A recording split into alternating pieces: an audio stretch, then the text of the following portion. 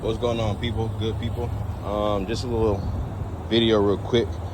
Remember the 3.6 or 3.3 V6 Sonata I was working on not too long ago? Did the valve covers, gaskets, and also the power steering pump. Either way, customer came and picked it up yesterday. I drove it around prior to them coming, good 30 minutes or so, just to make sure I had no leaks in the valve covers and the power steering wasn't leaking. Long story short, customer came to pick it up yesterday, got on the freeway, and maybe 20 minutes into their drive, car just suddenly stopped on him. I'm here today. They ended up getting it towed back to their location so I can come out and diagnose it today here. Car was making like a rattling noise every time you started it up.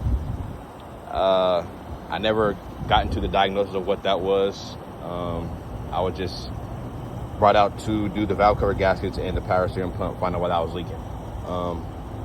They let the customer know prior to when I first initially looked at the power steering pump that the car was making a rattling noise on startups. Why? I let her know I don't know why, because I would have to get into the engine to find that out. But I don't particularly do timing and internal work like that anyways. But just for me knowing, I'm pretty sure it was something mechanical going on. Either way, here today just to verify what I think is probably going to be the issue. Customer let me know when they did cut off that a car did make like a rattling noise and then complete stop, then the car cut off. Still got power, still got everything going like as normal, but the engine will not turn over. I'll show you what I mean by that.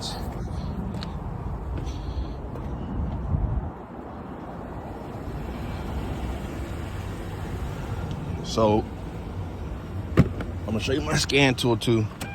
So when I say not turn over, that's what I mean. Turn the key forward and then to turn it on, nothing, right?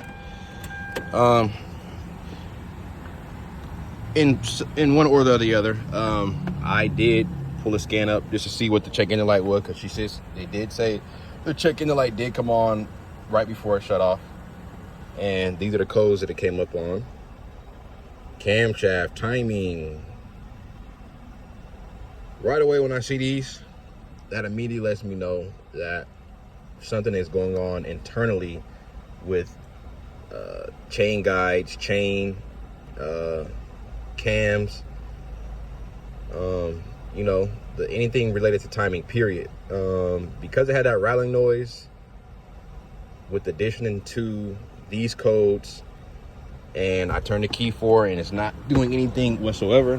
The only other test, there's a few other tests you can do too to verify 100%, but the quick way to find out if your engine's locked up or not, or if something's seized. Now, if the timing changer just broke, and sometimes you're able to still turn this crank right here by hand manually, right? But in the cases where your engine's locked up, bent valves or piston stuck, something like that, you won't be able to turn nothing. And I'm about to show you guys when I get on this crank bolt, if I can get on there.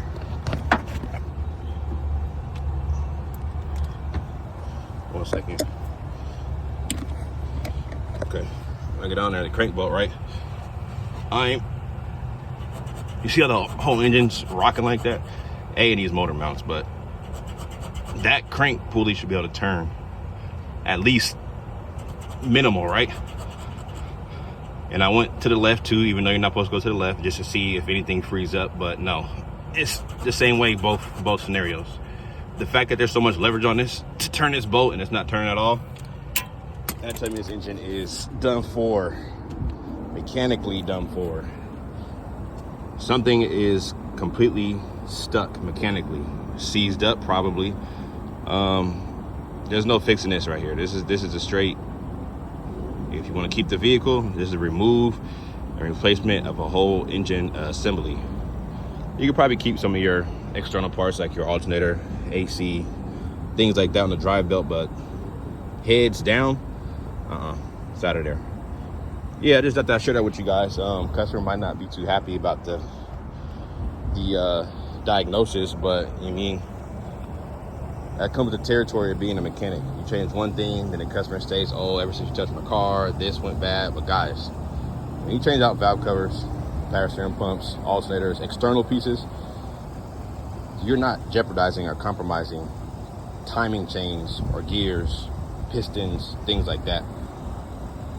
You're merely doing regular maintenance work. So don't be afraid to tell your customer the truth, even though you just touched the car last.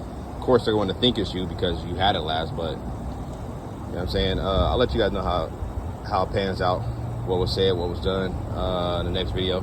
Stay tuned. Yep.